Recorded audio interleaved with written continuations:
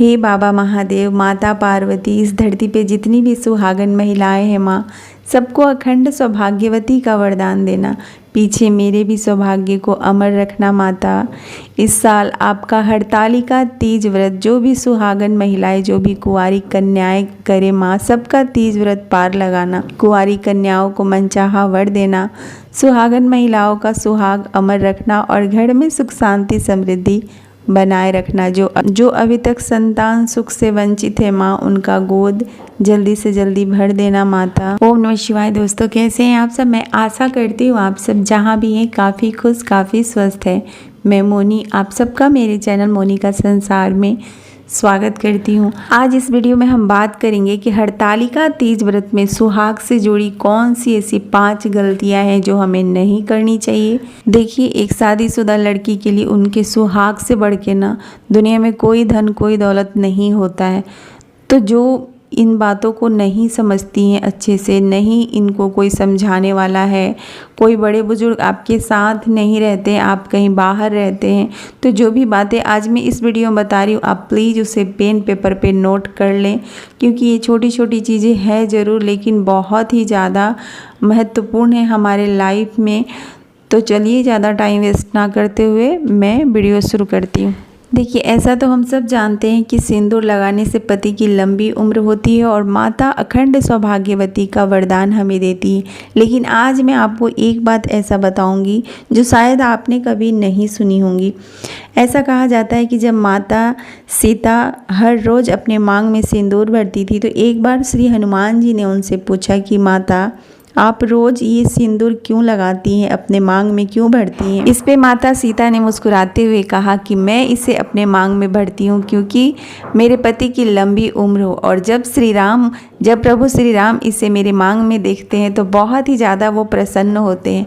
प्रसन्न होने से उनकी आयु बढ़ती है, और बीच में मांग के बीच में सिंदूर देखने से हमारे पति की अकाल मृत्यु कभी नहीं हो सकती।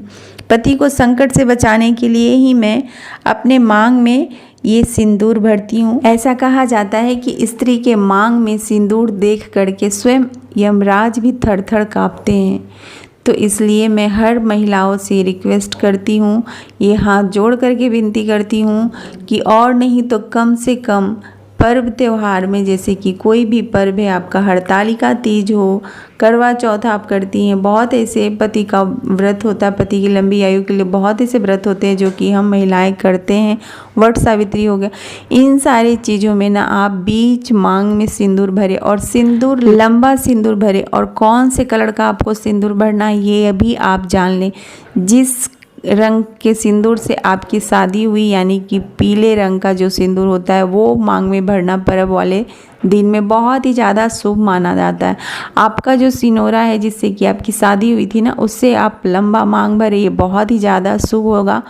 कभी भी ना नया सिंदूर अपने मांग में नहीं लगाना चाहिए। होता है ना कि मार्केट से सिंदूर लाए और उससे अपना मांग भरे, ये गलती नहीं करना चाहिए। अगर आपको लगाना भी है ना, तो आप इसे सबसे पहले गणेश देवता के चरण में रखें, इसके बाद माता पार्वती के चरण में रखें और उनसे हाथ जोड़ करके बोले कि माता रानी, मैं ये नया सिंदूर अपने मांग में भर रही हूँ। मेरे पति को हर संकट, हर मुसीबत से बचाइएगा।